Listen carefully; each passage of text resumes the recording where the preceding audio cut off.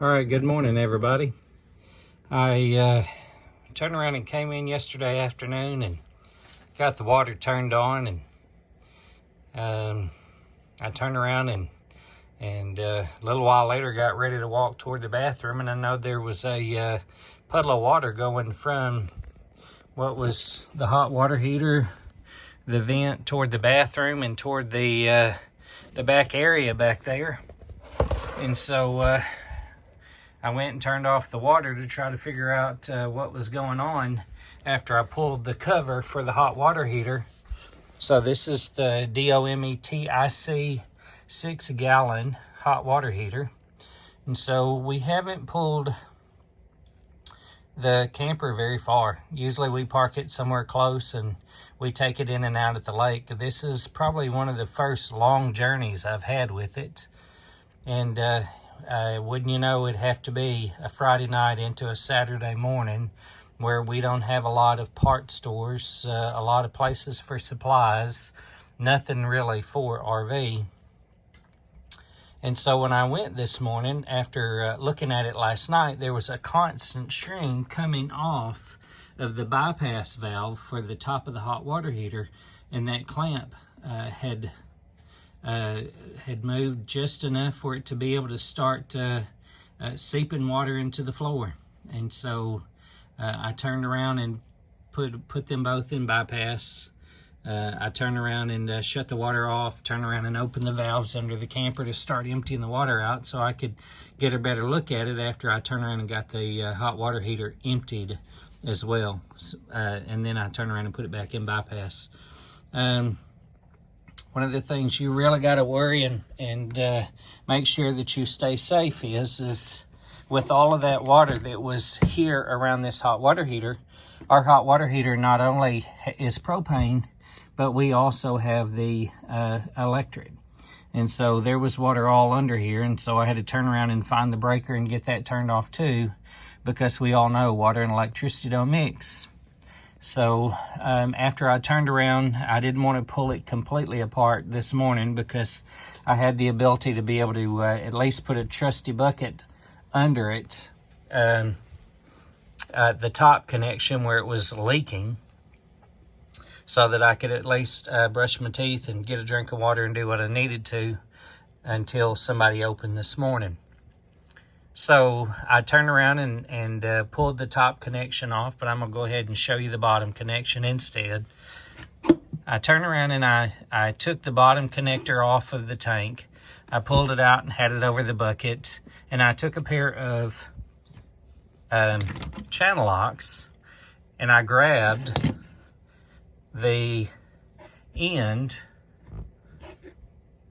that U shape right there, and I started twisting and maneuvering it around to be able to get enough gap under that clamp that has a little lip that connects it, as you can see right there.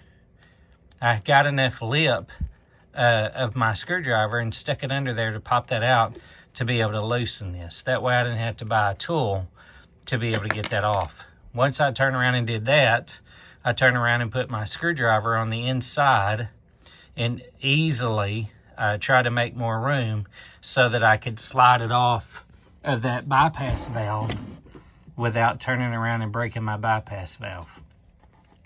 So after that, I went to town the first time thinking I knew what I was doing, and I purchased the Apex pinch clamps because that's what it looked like it came off of it. And I also had to purchase the pitch clamp tool, which turns around and works 3/8, 1/2, and 3/4. So I turned around and I came back and I tried to put it on. And the issue that I kept running into is that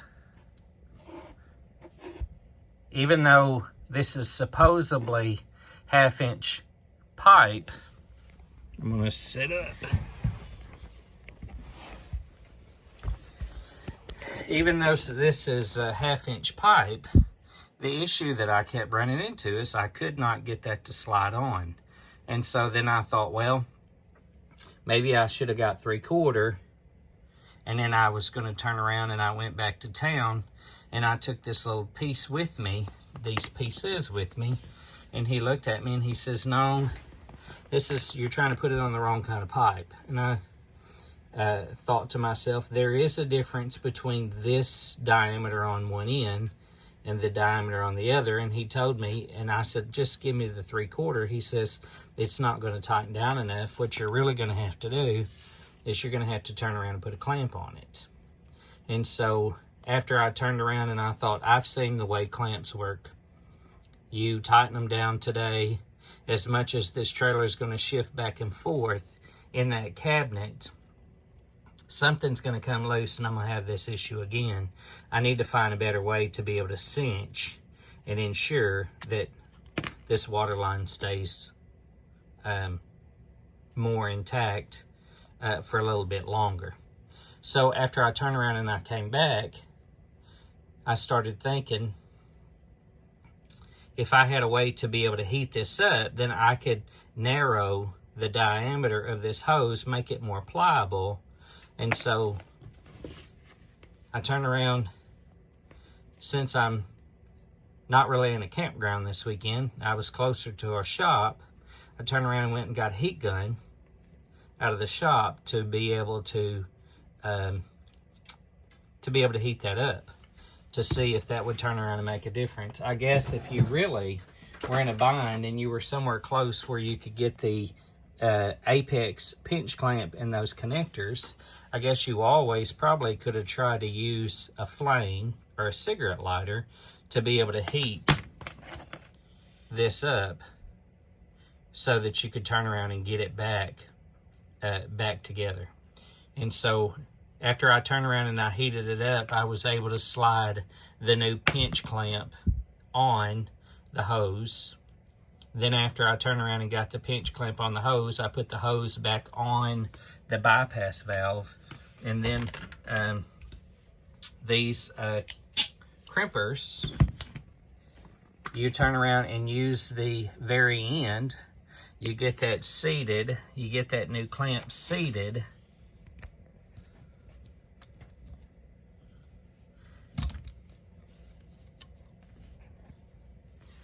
So once you get it seated, you just turn around and you start mashing.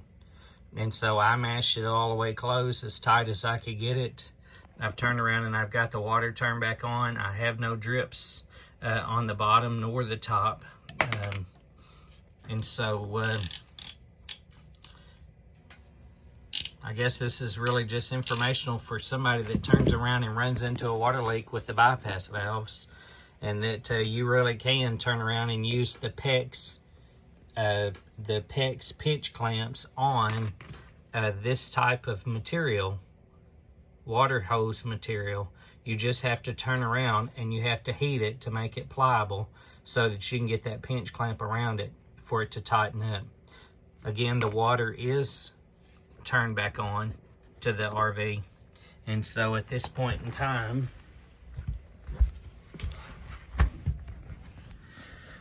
I don't see any moisture, any leaks. It all feels dry. So with that being said, I'm gonna go ahead and get my bypass turned back off. Start filling my tank back up.